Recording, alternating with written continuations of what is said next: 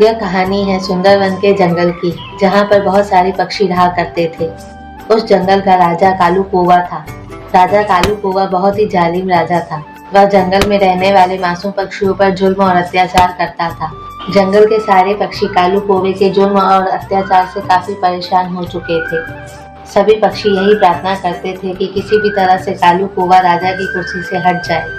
इसी जंगल में टूनी नाम की एक चिड़िया अपने पति बंटी और बेटे चिंटू के साथ रहा करती थी। वह हमेशा ही दूसरों की सहायता करती थी। यदि कोई भी पक्षी भूखा होता था तो वह अपना भोजन भी उसे दे दिया करती थी। एक दिन की बात है, सवेरे सवेरे रानू चिड़िया टूनी चिड़िया के घर आती है। अरे टूनी बहन, आपको तो पता है ना, वह राजा कालू कौवा हम पक्षियों पर कितना अत्याचार करता है। उसने तो जीना ही मुश्किल कर दिया है।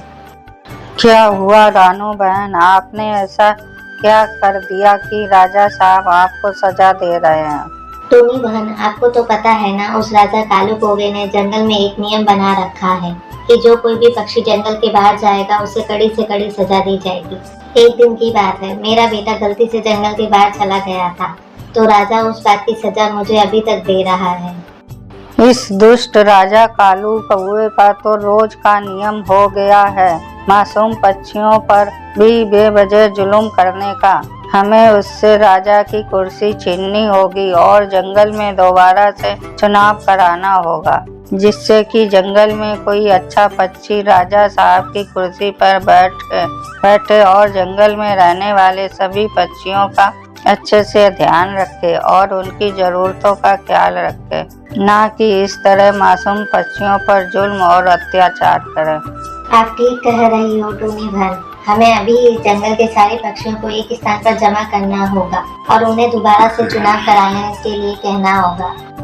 फिर टूनी चिड़िया और रानू चिड़िया उड़ते हुए जंगल के सारे पक्षियों को यह संदेश देते हैं कि वह सभी एक स्थान पर जमा हो जाए।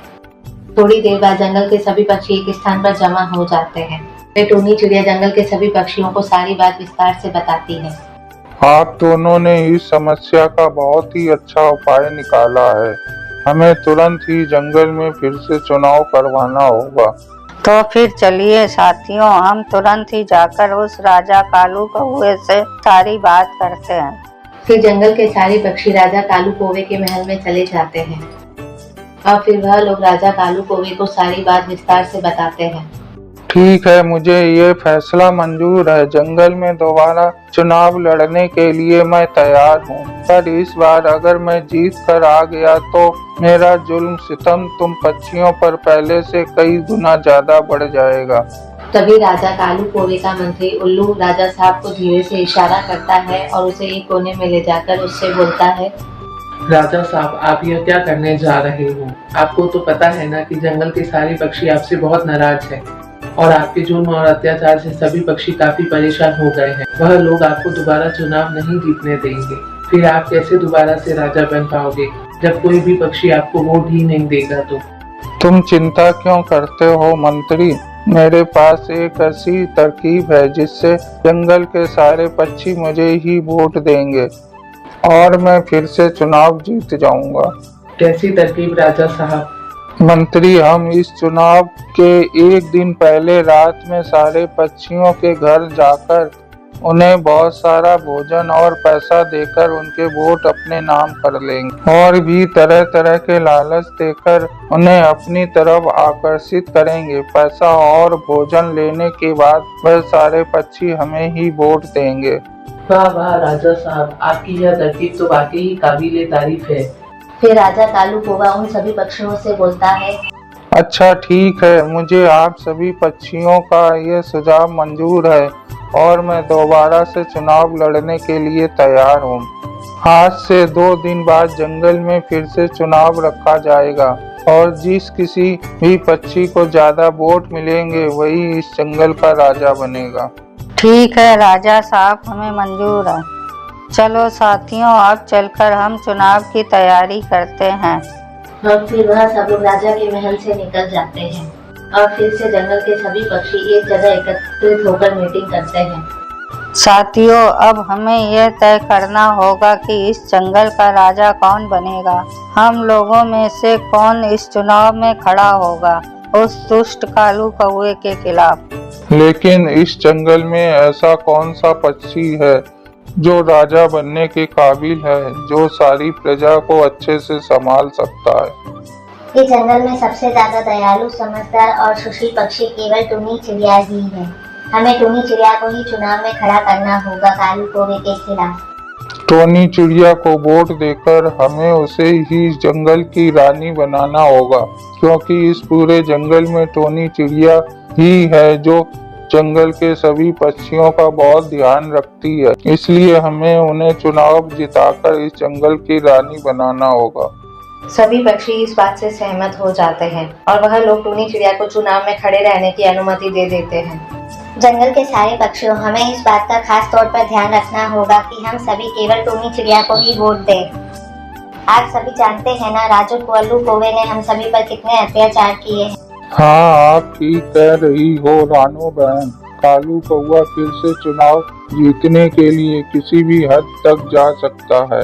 तरह तरह के लालच देकर वह हमारे वोट अपने नाम करने की पूरी कोशिश करेगा।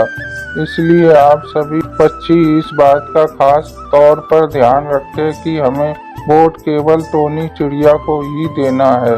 चुनाव की तैयारी करने में यूं ही 2 दिन गुजर जाते हैं। चुनाव से एक रात पहले राजा अपने मंत्री उल्लू से बोलता है, मंत्री, कल चुनाव है और तुम्हें याद है ना हमें क्या करना है? हाँ राजा साहब, सब याद है। चलिए हम एक एक करके सारे पक्षियों के घर जाते हैं और उन्हें तरह तरह का लालच देकर उनके वोट अपने नाम कर लेते हैं। फिर राजा कालू कौवा अपने मंत्री उल्लू और 2 सिपाहियों को साथ लेकर बारी बारी सभी पक्षियों के घर जाता है। राजा जंगल के हर एक पक्षी के घर जाकर उन्हें तरह तरह के उपहार और लालच देकर खुद को वोट देने के लिए उनसे कहता है। जंगल के सारे पक्षी राजा से वह सारे उपहार ले लेते हैं और राजा को वोट देने का भी वादा कर देते हैं। राजा कालू कौवा खुशी खुशी वापस अपने साथियों के साथ अपने महल में लौटकर आ जाता है।